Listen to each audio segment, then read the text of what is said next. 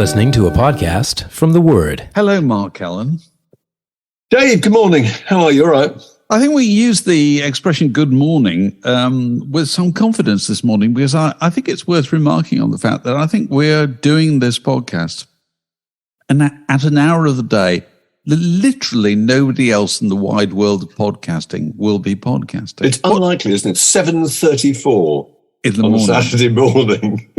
And frankly, we would have started about an hour before if we got slightly more organised. Oh, I think we would. And the rest of the world is still blissfully in the arms of leafy, as indeed is our producer, Alex, somewhere in Germany. So we're getting away with it. Here we are. I got a Stackwaddy game, which is sent to me. Go on. By Wilson Neat from San Francisco.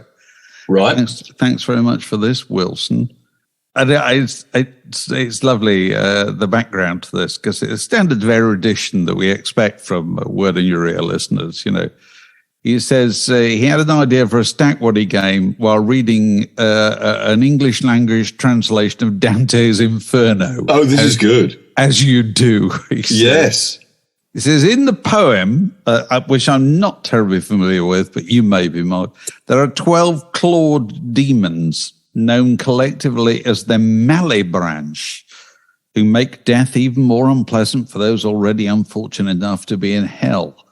And rather than leave the names in the original Italian, the translator has given them English names, which he says, unwittingly, he assumes he's fashioned names that sound like Nordic metal bands. This is so in the deep end, isn't it? Anybody who's stumbled across this podcast for the first time, they are already within 2 minutes at 7:30 in the morning, they've got onto the English translation of Dante's Inferno's Clawed Demons.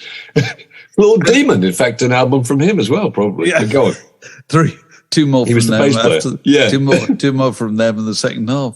Yeah. So here are 6 names, okay, of clawed demons, and one of them is a Nordic metal band. Okay, I like it. Right. Well, one of them is a real band. Okay, yeah. The rest are made up. Here we go. Spikebeard, isn't that good? Right, this is good. Bad Dog, one word. Bad Dog. Tramplefrost. One word. Pig face. Scratch bitch and lust honey. Those are brilliant. Spikebeard, Bad Dog, Tramplefrost, Pig face, Scratch bitch and Lust honey. How many of those are real bands? Only one? Only one is a real band. It's Tramplefrost. I'm absolutely sure. You're wrong. Because Tramplefrost is such a great name. No, it's either Spikebeard, it's Bad Dog. Was it Pig Face? Scratch bitch? It's Pig Face. Pig Face. It's Pig Face, an industrial supergroup that's featured pretty much everybody from Lydia Lunch to John Lydon. There you go. So Lust Honey, that's super. Those are really good. Yeah, so the rest of them are available if anybody wants to name a Nordic metal band. You know, they're there. Because Wilson Neat in San Francisco. So Wilson, that's great work. Tramplefrost is just a simply brilliant name. Very good stuff. I've got one for you, okay? We Are Family. All right, go on. These musicians, are they related to these people or not? It's just strange ways that families work out, okay? Fact or fiction? Susie Quattro is the aunt of Sherilyn Fenn, who played Audrey in Twin Peaks. Right? Do you want me to guess now? Yeah, you can guess them as we go along. Yeah. True. It is true. All right. Absolutely right. Her mum is the keyboard player, Arlene Quattro, who's a member of a group called the Pleasure Seekers with her sister Susie. Joe Walsh of the Eagles and Ringo Starr are brothers-in-law. Oh. True or false? They're certainly close mates, aren't they? He plays in his band. God. I'm going to have to say true, but I don't know why. It's true. Joe Walsh married Marjorie Bark. Right, there you 2008. There you go. Yeah, absolutely. Ronnie Wood is Fern Cotton's father-in-law.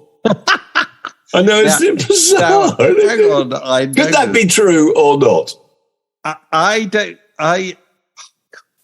That can't be true. It's not true. It is true. Is it really? No, it is true. Yeah. I've met his oldest son Jesse is married to Fern Cott. Married her in 2014. God, yes, of course, you're right. Yeah. I actually I've met on more than one occasion Ronnie Wood's son-in-law, but obviously that's the other sibling and so forth. But anyway, go on, carry on. That's good. Okay, all right.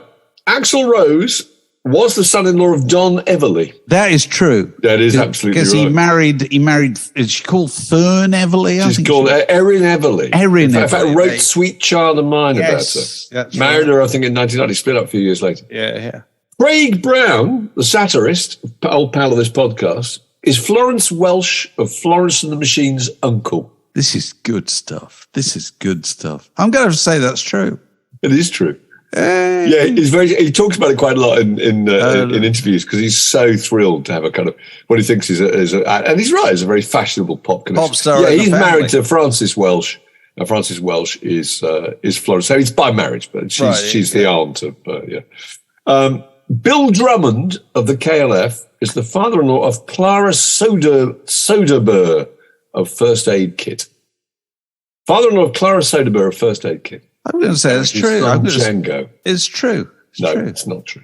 He has no son, Django, and I don't think she's even married. But anyway, so the point is, you did extremely well. It's extraordinary, isn't it? I don't know what made me think of all this. I think it was remembering that my discovery that the leader of Kula Shaker was the son of Haley Mills. You know, those things that you just kind of think, absolutely. That's extraordinary. Well, not so much obviously the son of Haley Mills, but more importantly, he's the grandson of Sir John Mills. Of Sir John Mills. I mean, come on. That is proper phenomenal. Royalty. Yeah. Actually, talking of Haley Mills, I saw a fabulous picture in the paper the other day, somewhere on internet, of Haley Mills when she was a kind of young Hollywood starlet, probably about 13 or 14. And she was attending the 18th birthday of another young starlet, and she was dancing with him. And who was he? Michael Douglas. My God. Brilliant picture of them. That's amazing. Yes, they'd be contemporary, wouldn't they? And they're absolute Hollywood royalty, Yeah. John Mills and Kirk Douglas. There's just absolutely extraordinary stuff. Yes. Anyway, that's great. That's very good. Listen, we didn't talk about last week, and we should have done. Tony TS McPhee sadly died. I'm not going to claim I know a lot about Tony. I don't know a lot about him either, actually, although I used to love the Groundhogs. You did? Yeah, and I don't think I knew at the time that TS stood for tough shit. Did you know that? I didn't know. Tony Tough Shit McPhee, which is amazing. But I was always really interested, and I was always really interested in that time. I mean, I was only about 13 when all this was going on, but there was that wonderful world of the British blues underground. Yeah. You know, Ainsley Dunbar's Retaliation, Chicken Shack, Savoy Brown, Fleetwood Mac, Graham Bond organisation. I mean, I don't know, I just loved all that stuff. That was really interesting. And it's interesting looking back at it. They're the generation that grew up sitting at the feet of the kind of American blues revivalists, you know, Howlin' Wolf and Johnny Hooker and Big Joe, Sister Rosetta Tharpe, the people who came over to the UK and they saw, and that's what made them kind of form bands. But I loved that. It was a very precious world, and there was a very strict rules about who was kind of authentic and who was 10 years after were immediately thought of as being spivs and that they'd sold out. You know, as indeed the Blues Breakers did to some point because they became too successful, and the Yardbirds too by being too pop. You know, but no, I thought he was brilliant, and he was. There's something completely raw and unvarnished about the Groundhogs, wasn't there? You listen to the sound of those records. Thank Christ for the Bomb. Do you remember that? And Split and Who Will Save the World? The Mighty Groundhogs with a fantastic cartoon cover. Oh, it did. And I just, when I think of those records now, I can get this powerful sensory impression of kind of patchouli oil and greatcoats, damp greatcoats, tobacco. It's a wet greatcoat. Wet greatcoats, roll-up cider, headbands. You know, faint smell of wood smoke. And I did see them once which was at the Wheelie Festival in 1971. Remind us. I know, which was so fantastic. And it was one of those things when the music went on, there were so many bands booked, there was kind of no curfew. They so literally 24 hours. They booked every band in Britain. It was originally instigated by, this is immediately post-Woodstock, really, when suddenly every burg in the world thought, I know how we can put ourselves on the map. We'll have a rock festival. And I think I'm right in saying that the Wheelie Festival was instigated initially by the Round Table of Wheelie. Absolutely right. By a bunch of local burghers and worthies. It was meant to be, there were a load of Tory sort of bowls players who were trying to raise some money for the local charities. And it was a very small thing. They were expecting 5,000 people. I think the headline group was going to be Mungo Jerry. But they booked everybody, and they ended up. But the reason for that was that the Isle of Wight festival was cancelled. Do you remember? That's right. There was an Isle of Wight festival, so all these bands were all ready to go, and suddenly they were available, and probably available at a discount. And they just started booking everybody, thinking they won't come, So. They ended up having Rod Stewart and the Faces and T-Rex. T-Rex. At the time when they were the two hottest groups in the UK. They were. And so there were so many acts on the bill. The only way they could accommodate them is pretty much played 24 hours, didn't they, Mark?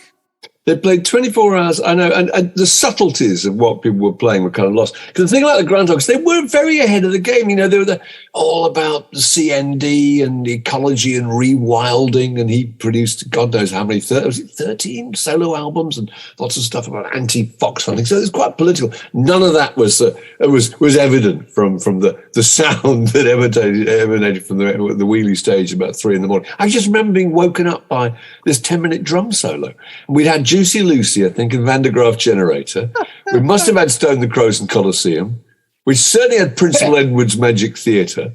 And then suddenly there they were, this unbelievable crunching racket that dragged me from my sleeping bag. But I loved them. I thought they were really fantastic, actually. And I was sorry to see that he's no longer with us. There are certain people who really fly a flag for them. Danny Kelly is one. Danny Kelly's always tweeting about the mighty Groundhogs. Sure. Wonderful. Somebody posted something on Twitter the other day. People do this from time to time, that they find some old agents' listing of bands back in the day with fees opposite their name. Oh, that's right, yeah. So it says, I don't know, Wishbone Ash, £125, or, slightly older than Fairport Convention, £200. And I was looking down this list, and people were piling in, saying who they would book if they had their time all over again, and they were the social sec of Keele University or whatever, and the year was 1968. And the thing that struck me about this name and this list, and it had a load of those names that you've already referred to, it had kind of Fleetwood Mac and Juicy Lucy probably, and Family, and and Toe Fat, formerly Cliff Bennett. You could have got Toe Fat for 25 quid. No, well, possibly. Anyway, long list. And it really struck me quite forcibly looking at that list. I wish I had it in front of me. That there was such a sea change in popular music in about 1968 when bands were no longer physically attractive. Yeah. You looked at that list and you thought, where's the pretty boy? Yes. There isn't one. No. There's nobody. Who do you put at the front of the photo in the fat mattress photo shoot? It's very hard to decide. Isn't it? Done, Christ almighty. Crabby Appleton. How many posters did they sell? They all look like wanted pictures, wanted in connection with terrorist offences or something, Bands just suddenly look really shady and disreputable, But nobody remarked upon that, I suppose, because... Well, Groundhogs is a really good example of that. Really? There's no great looker in the Groundhogs. My Lord. Who was the sex bomb? Ken Pastelnik? I don't think so. So, yeah. Form an oldie queue for your signatures. Yeah. It's a new lens through which to look at popular music. So tell me, Mark, you keep abreast of everything in the world of the Beatles, in the fast-moving world of the Beatles in 2023. What's this about a new single? Oh, I think this is an absolute. I think it's a fiction. I think it's McCartney's brilliance at being able to give the news agencies the kind of thing that will get them excited and give him publicity. He's selling a book, and he's got this book about it. Yeah. Is it the Magical Mystery Tour pictures? I can't remember what it is. No, it's basically he took. I mean, this is classic. He took a load of black and white pictures, backstage kind of thing, and during Beatlemania, and somebody found them not long ago. So he thought, right, I'm going to publish those as a book, and I'm sure they'll be very good. Pictures you'd never seen, and of course, there's an immense market for pictures of the Beatles that nobody's ever seen before, and so he's out there talking about that. And but he's got this. I mean, I remember interviewing him once when he was playing the Queen's birthday party. This must have been about would it have been 70th or something? It was one of those Buckingham Palace things, and he just knows how to give you the soundbite that's going to make the headline, that's going to get him the attention. Yeah. And he described Her Majesty, as he called her, as a babe. And I thought, that is absolutely brilliant. And as I said it, I kind of exchanged this look with him, and he exchanged, actually, that look in his eyes saying, you've got all you need now, haven't you? Whatever I say now doesn't really matter, because you've got the piece. You might as well just turn your tape recorder off, go home and type it up, And I feel he did the same with this, because he's looking for publicity for the book, and then just let drop that there could be a final Beatles record. No, but the other thing he said was that they've managed to do this via AI. Yes, AI. Well, that's. I'm sure there's some truth in that. So he's combining the Beatles who are endlessly interesting, and AI, which is a kind of novel flavor of the month, isn't it? Yeah. He put those two things together, and of course, as you say, this gets picked up on all the normal news outlets, and there are think pieces about it and so forth. And I just think no real Beatles fan is remotely bothered about this. Not remotely, because I mean, how unexcited, I'm afraid, were we when Real Love and Free as a Bird came out? We were just bracing ourselves, and thinking, oh God, I hope it's going to be all right. It's not going to be too embarrassing. Because the idea, this is the one that George Harrison wouldn't play on. This is a song, I think it's called Now and Then. It's an old John Lennon song, and they've separated his vocal using this AI technique that Peter Jackson used on Get Back. And that's all fine, but I mean, nobody's holding their breath to hear this. They're just I can't believe so at all. But the thing that interested me is there's that fuss, for a few days about a potential new Beatles single after all that time. Is there anybody else in popular music? The potential discovery of an unreleased track would create anything like that level of interest. If somebody found an Elvis Presley tune from 1959 that had never come out, is anybody bothered? Probably not very much. Not really. No. If anybody found something, there was an unreleased track from Michael Jackson's Thriller that Quincy Jones has come up with. Anybody bothered? I wouldn't have thought so. The Beach Boys, no. The Rolling Stones. But isn't it the words unreleased that immediately give you the impression that if it had been any good, it would have been released? Why would it have been put on the back burner? Well, I don't know. There are very rare exceptions. Actually, Blind Willie McTell by Bob Dylan is a rare. Yeah, I see. But Bob Dylan is an interesting case because he's such a cussed old sod, and it has been for years, that very often he thinks, no, that's too good. I'm not putting that out. Yeah. I'm going to hold that back. I got to put it out in 25 years' time or something when I feel like it. Because Blind Willie McTell genuinely thought of as being one of his greatest compositions. And there were quite a few Bob Dylan things that came out years later that were really, really good. Yeah. But the things that apply, the rules, created for the Beatles don't apply to anybody else at all, which is certainly the way that it strikes me. Glenda Jackson. Glenda Jackson leaves a bit of a hole in my life, really. Mine too. And Glenda Jackson's been part of my life since I was about 17 or something. Do you remember her as, was it Elizabeth R? It was. BBC drama where she played Elizabeth I. And with the shaved head. That was a big deal. It was 1971, I think. Yeah, and I was when I was 17 or something. I remember being at home watching it on the telly. It was absolutely brilliant. The whole family loved it.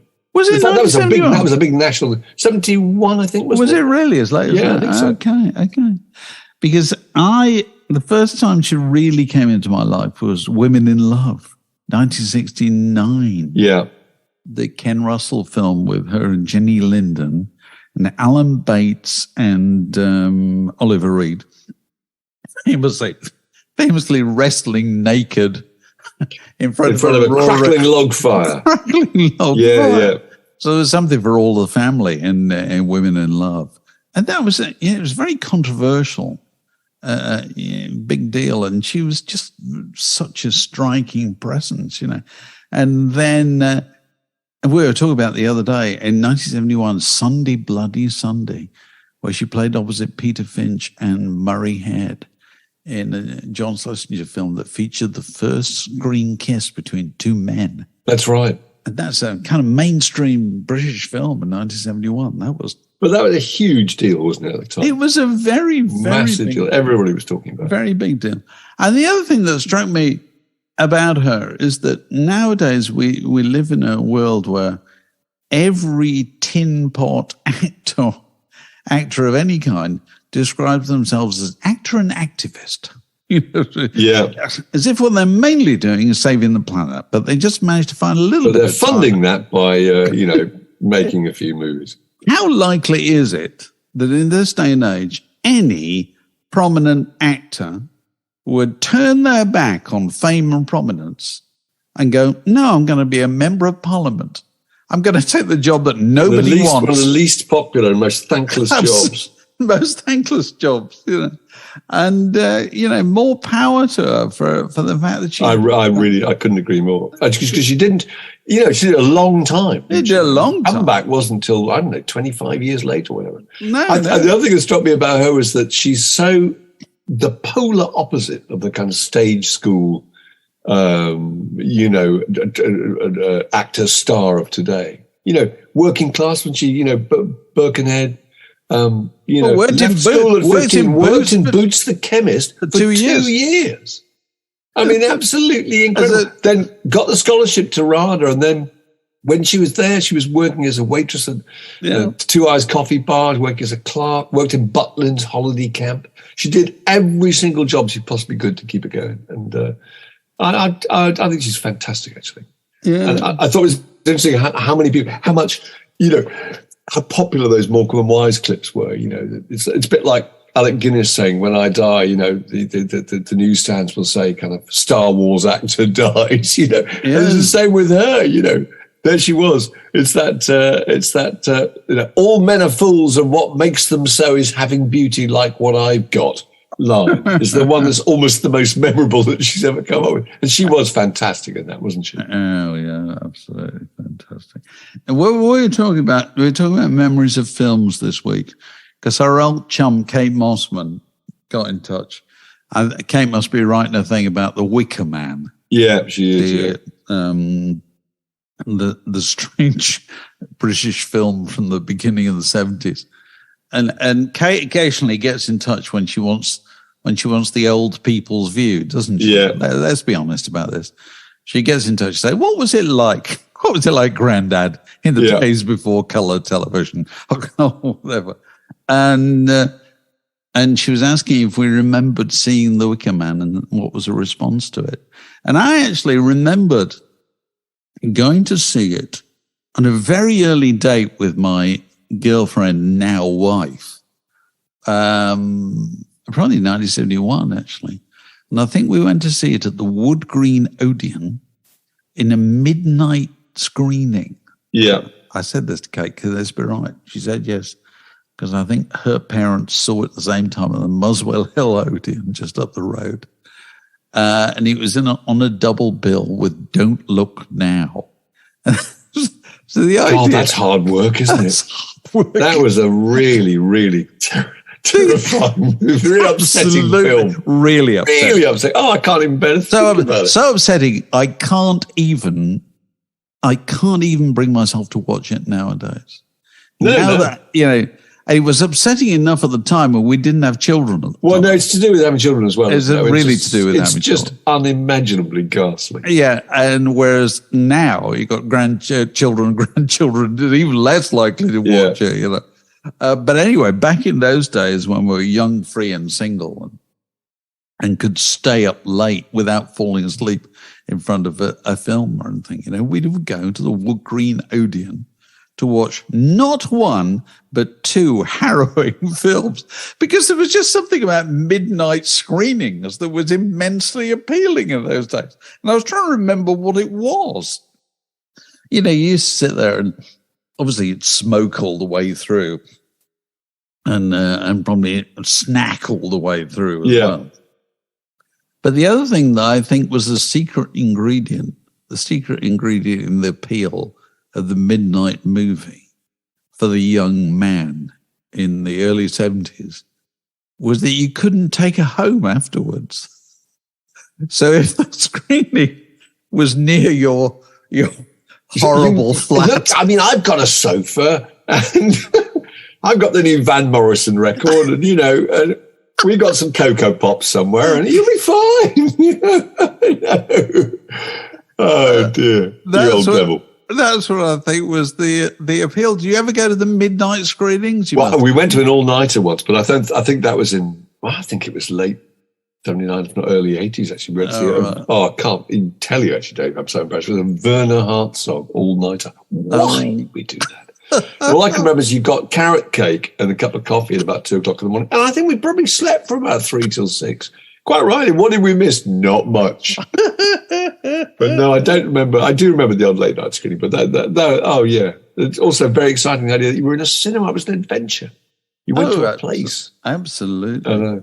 So further film news, the controversy about the Criterion collection, which is a kind of very upmarket cineast channel, has streamed a kind of altered version of The French Connection. Well, they've edited it, haven't they? Isn't that right? They've taken out certain scenes. I don't know about even scenes, whatever, but basically they've removed some of the racially insensitive language used by Gene Hackman as Popeye Doyle and Roy Scheider as whatever the character's called. And I just think it's quite interesting, this, because it makes you think about the future of material in a streaming age, in that if the copyright holder wants to change the thing that you access, they can do it very easily, because it's not like you've got a copy of it. They're just changing the thing that they put out to you, and they've got this perennial problem.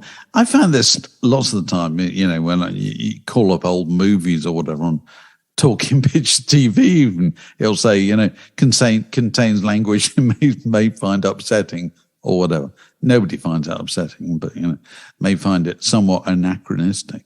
So we're quite used to that. But the other thing that strikes me as in play here is that they can't allow kind of prejudicial language to be spoken by who is the person who is ostensibly the hero of the film. You know what I mean? Which is a kind of editorial decision, that is. Yes, it is. Because I can remember going to see French Connection whenever it came out, 71, I think. I went to see it at the time, and this is the scene where Gene Hackman goes into this bar, and it's overwhelmingly black clientele at the bar, and he shakes everybody down and pushes people up against the wall. It's incredibly abusive. It's abusive, and it does seem unbelievable. No, but I can remember at the time thinking that's abusive. But you accepted that they were making the point that the guy who's the hero of this film, he does stuff like that. Yes, that's part of who he is. That's part of the milieu that he came from. You know what I mean? And the idea that all those years later, no, we can't have that any longer.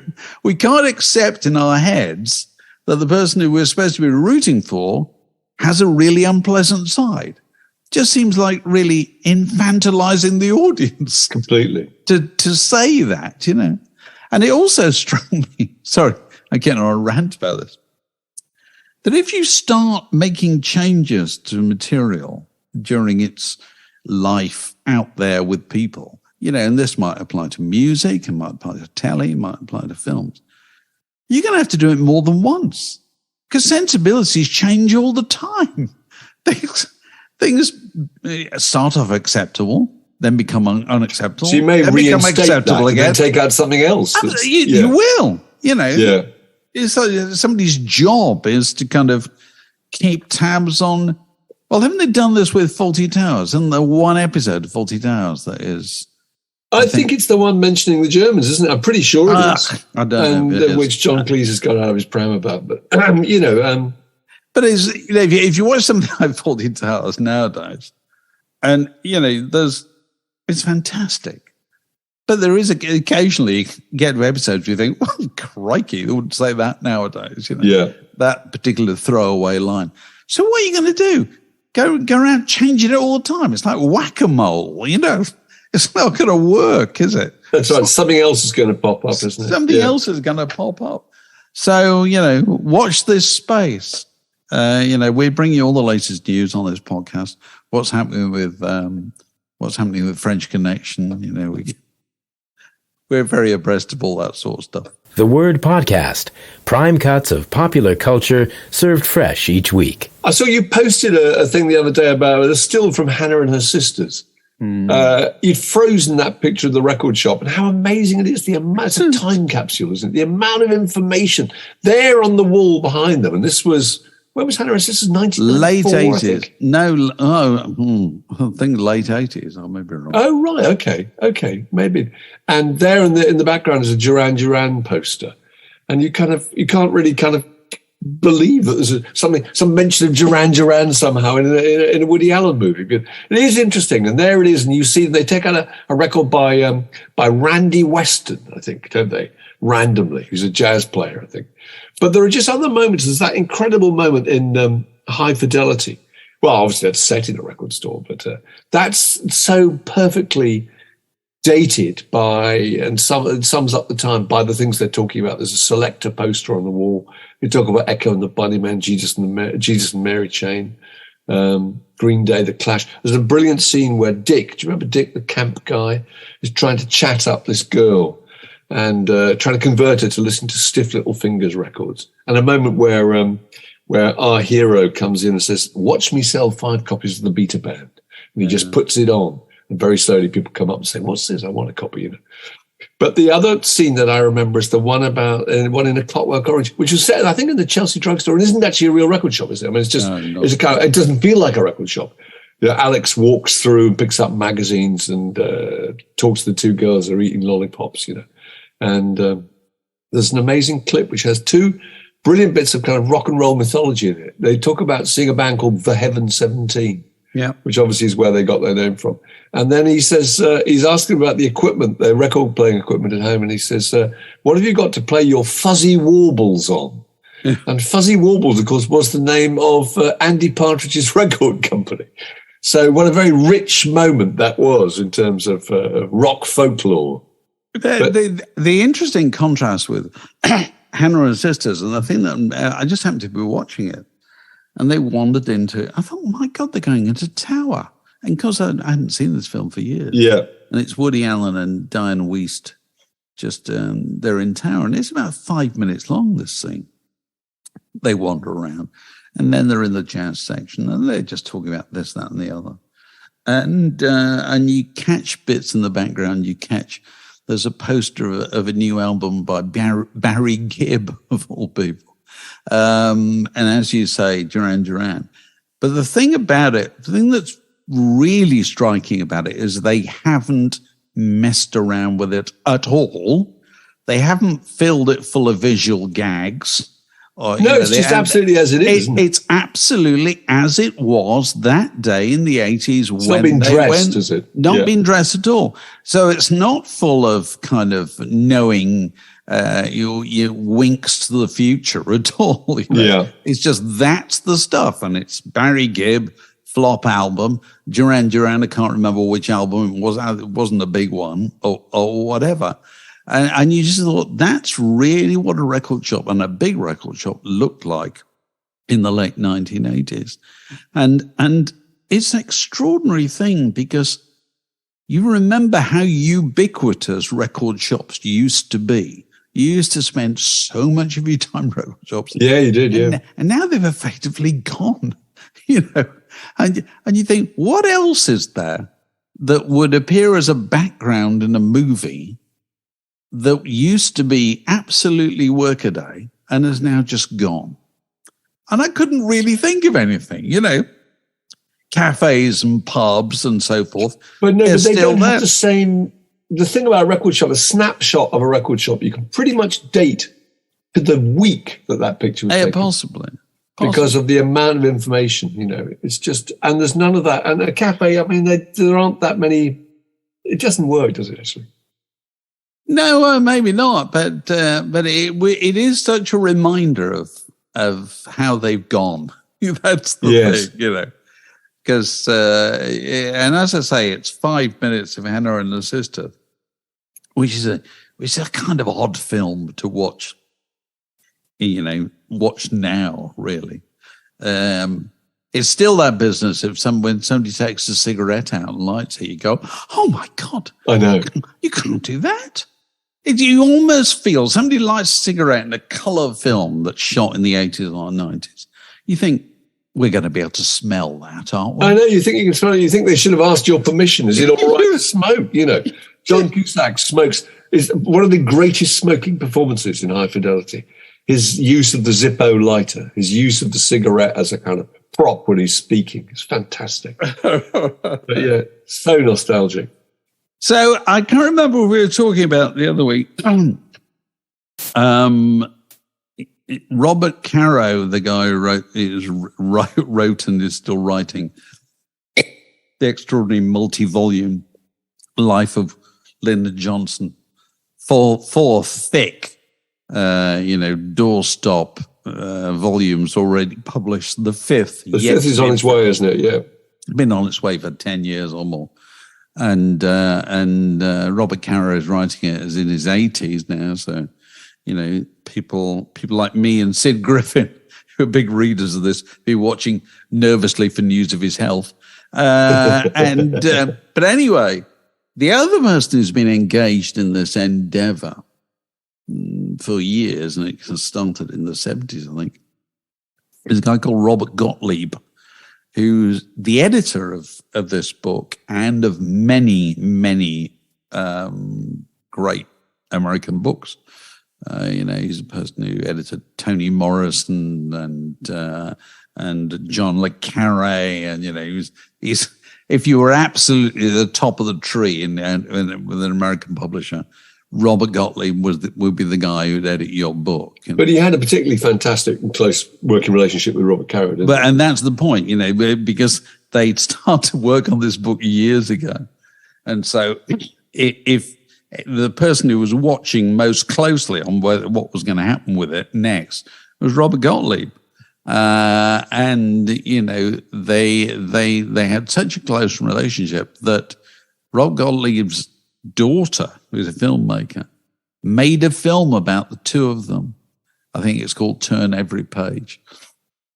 And it came out about 6 months ago, just about these two wonderful old chaps who could argue about semicolons till the cows came home.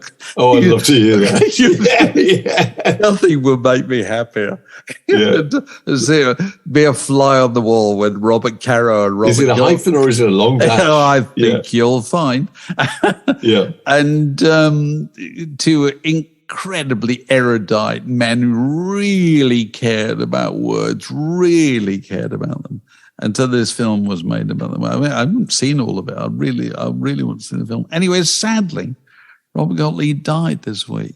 So he I don't know if he ever got to do the last bit of Robert Caro. No, probably still under construction. Lyndon Johnson is still under construction. I love that idea of the two of them just ringing up and talking about punctuation.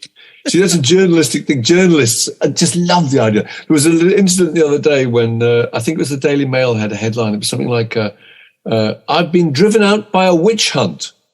And there was the dash between witch and hunt. This is the Boris Johnson story, obviously, was very, very long. And people were interpreting this as being, I've been driven out by a witch, says Jeremy Hunt. I love all that kind of stuff. Absolutely. Absolutely. So, we should talk about the just stop oil controversy. Right, I think this is interesting. I really do. Just Stop Oil have, as everybody knows, they've so far disrupted the snooker, haven't they, and the Crucible? Yeah. They've disrupted a rugby match. They've chucked their orange powder all over the Chelsea Flower Show. They've just done the same at Glyndebourne, haven't they? Oh God, yes. And brought some production to a halt. And the feeling is now that, are they going to disrupt Glastonbury? Well, how would you disrupt Glastonbury? At Glyndebourne, they let off a confetti bomb and they blew an air horn. Well, Glastonbury is full of 300,000 people effectively throwing confetti bombs around and blowing air horns. I don't know what you could do. And also, if you did try and disrupt something at Glastonbury would have to be seen to be approving of it, because it's Just Stop Oil. Well, that's kind of the interesting thing, isn't it? Really? Yeah. It's the rock festivals started off as the apotheosis of the alternative society. Yeah. We reject the city. We go off into the country, and there we take our clothes off, and we dance in a Dionysian fashion as Richie Havens pounds up and down the stage, playing acoustic guitars and chanting the single word freedom. Yes. Freedom. So that was the rock festival experience, wasn't it? Yeah. And now what is it? It's effectively you take a city and you reconstruct it in a perfectly innocent part of the country. You know what I mean? So that people from that city can come out to your city and need never miss anything at all. No, and then all the things that they're used to having are there. There's a hospital, and there's a cinema, and there's a series of cafes, and there's clubs, aren't there? There's bookshops. In fact, Mark, I'll go further.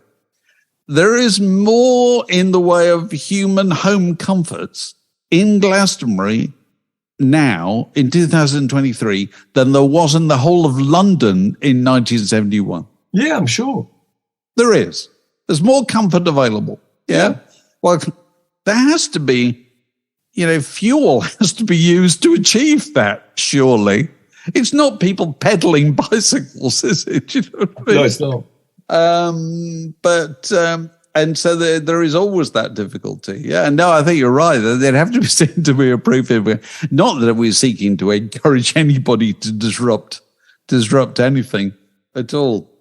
But I felt very sorry for Glyndebourne, because Glyndebourne apparently have been particularly forward in their attempts to reduce their footprint. They have. I know. I thought that was miserable, really. And also opera, for crying out loud.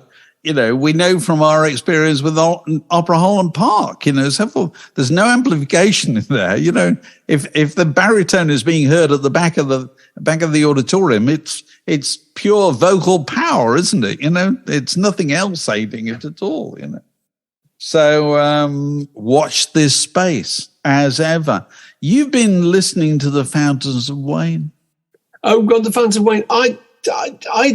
There was a thread, I think it was on our, recently about old members of the Word team writing about records that we used to listen to in the office. And there were various things. If you're all of you in an office and you're playing something on the system, you've all got to approve of it, because if somebody hates it, do you know what I mean? If it doesn't get the universal tick, it just doesn't get played. And Founders Away was one of those groups that we all agreed on. I think it's because we loved all their reference points. If you listen to their records, it's the Kinks and it's the Beatles, and it's, there's the Small Faces, Big Star, and XTC and the Cars and stuff, isn't it? And I think we all just loved them. And I went back to listening to that record again, and partly also because Adam Schlesinger the bass player, really very sad. He died. He was one of the first well-known people to have died of COVID, actually. Died in about April 2020. And I found this amazing version that they did during COVID, actually, as a tribute to him of Hackensack, But I love those records. And I love the fact they're about suburbia. Fountains of Wayne was actually the name of a garden supplies shop, wasn't it? Yes. In New Jersey. In New Jersey. And so they're in a sort of lineage of the Kinks and Squeeze and the Jam and the Arctic Monkeys and Pulp, I think, of groups that just write about real life. And the Utopia Parkway record was absolutely incredible, really, about that whole area. Again, it's all around about Queens. And very sad. There's a lovely song called A Fine Day for a Parade. I love that song. Oh, it's a sad old song about a kind of suburban middle-class mum who's developed a drink problem, and rhymes suburban with bourbon, actually, doesn't it? That's right. And a great song called Red Dragon Tattoo. Do you remember that? Yes. Where the guy who goes to get a red dragon tattoo because he thinks it'll impress the girl that he's trying to cop off with, So will you stop pretending that I've never been born now that I look a little more like that guy from Korn? Because he's got this tattoo. But no, they're absolute masterpieces. The one I was listening to was Welcome Interstate Managers, which is just incredible. They had a big hit, actually, with Stacey's Mum, which is also, a lot of their songs are set in those kind of leafy suburbs. There's one called Fire Island, about teenagers when the parents go away and they can have a house party. Yeah. And Stacey's Mum is about this guy who thinks he's gotten in with. He thinks his mate's mum fancies him. Stacey's mum has got it going on. That's right. But no, I think the masterpiece is what we talked about was Hackensack, which is, it's only got 2 verses in it. And it's the most poignant song. And it's a song about a guy who's how does it go? He says, I used to know you when we were young. You were in all my dreams. We sat together in period 1, Fridays at 8:15. So now I see your face in the strangest places, in movies and magazines. I saw you talking to Christopher Walken on my TV screen. And that's brilliant. But I will wait for you. As long as you want me to, if you're ever back in Hackensack, I'll be here for you. It's so sweet. And you think, well, we know what the girl does. She's obviously in the movies or whatever, What does he do? And then the second verse goes something like, I used to work in a record store, and now I work for my dad. Scraping the paint off the hardwood floor. The hours are pretty bad. Sometimes I wonder where you are. Probably in LA. That seems to be the place where everybody else ends up these days. And it's just so moving. This guy is just kind of, he started off in the record store and that didn't quite work out. And he still has this kind of, holds this guttering candle for this girl that he remembers from his first school. It's just so, they're such good storytellers, those guys. But that's 2 verses. But also, most Fountains of Wayne stuff, and this is one of the elements that makes it endure. It's slightly sad, isn't it? It is sad. There's the undertone. It's crestfallen, it's mournful. It's a little bit pessimistic. Things didn't work. Things don't work out. No, there's no song that actually says, wow, this is upset. Yes. What's that other song? Is it A Bright Future? Bright Future is the idea that a lot of them remind me of the character that Dustin Hoffman plays in The Graduate, actually. This guy, this highly educated boy who's got the whole world at his feet, and then he just can't quite work out what to do, and you can feel that everything's falling apart, And that's really what we're not selling them very well for anyone who hasn't heard them, but they are brilliant. The Fountains of Wayne are fantastic. And you wonder why they're not bigger. And I suppose there's no big sense of character. But Mark, as we've said, you might say that it's a shame they're not bigger. There might be one day. There might be one day. We know how these things work out nowadays, The people will still be listening to Fountains of Wayne and finding them in 10, 20 years' time. Yeah. That's the way it happens with recorded music nowadays, isn't it? Yeah, it is. You shouldn't. There's even less reason to chase it than there was in the past. And which brings me to. He says, look at that. He says, for the segue. Grasping his lapels. Yes. The Paul Simon album You and I talked about 7 Psalms that came out a month ago or whatever. Yeah. And I was reminded of it again. Reminded of it. It's only been out a month. Something Elvis Costello was talking to Paul Simon this week, and he said he thought it was one of Paul Simon's greatest records, which is fair enough. And Paul Simon's made some pretty great records. Really, yeah. And I just thought, how do you come to a conclusion like that in this day and age? Because you only know. Now, I'm not arguing with Elvis Costello. Elvis Costello is fantastic, and he's a fantastic commentator on music and writer about music. He's brilliant. And I don't disagree with him at all. I'm just interested in this whole business about 7 Psalms comes out. Oh, that's interesting. You know, yeah. Hasn't really got normal songs on it. It plays like one long meditation on mortality, doesn't it, really? Yeah, it does. It sounds slightly unfinished, which is quite attractive about it, you know. And so I've listened to it, you know, I've listened to it about 10 times one way or another, you know. Put it on when I'm walking in the park or whatever. And it hasn't completely landed with me yet. But I'm sure it will at some point. But it might be a year hence or 2 years hence, you know, because you listen to popular music, I find, I don't know, it's just me, unless you've got, we used to have the job of writing reviews of it, which is best way to kill your enjoyment of popular music. You know, You've got to come to a conclusion about this in 800 words in 2 days' time or whatever. But I always find with music, is it kind of steals up on me when I'm not concentrating on it. You know, I listen to something quite intensively, and then I don't listen to it for ages. And then I catch a bit of it and I go, oh, yes. You know what I mean? And it's building on the back of the early listenings. Is that making any sense? It makes complete sense. And very slowly it comes into focus. Slowly. It's a slow thing. It's a bit exactly the same process you get with books sometimes. That you can be reading a book and you're just struggling a bit. And then suddenly you realize that some internal momentum has taken over and you're being carried through. And it's not an effort anymore, that you're really looking forward to getting to the next chapter. And you find that records. It takes a long time. I mean, Trackmaster Replica. I mean, there's really obvious things that just took a while. I remember listening to early Steely Dan records and finding them quite hard work. And then suddenly it all made sense, you know. So Trackmaster Replica, I think I'm right in saying, came out 54 years ago today. Good God. I read that somewhere on the internet, so it must be true. No, I'm just interested in that whole business about how quickly you come to a conclusion about a record. Because you used to have to, and I don't think you have to anymore, you know, because, you know, music, you don't go chasing music. Music chases you. Music finds you, I think, you know.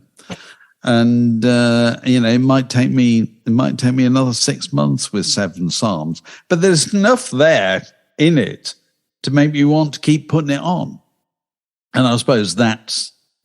So you're saying, how can Elvis Costello tell at this stage? How do you know? Better than Graceland? Or well, he didn't say that. Yeah, no. To be fair, you know.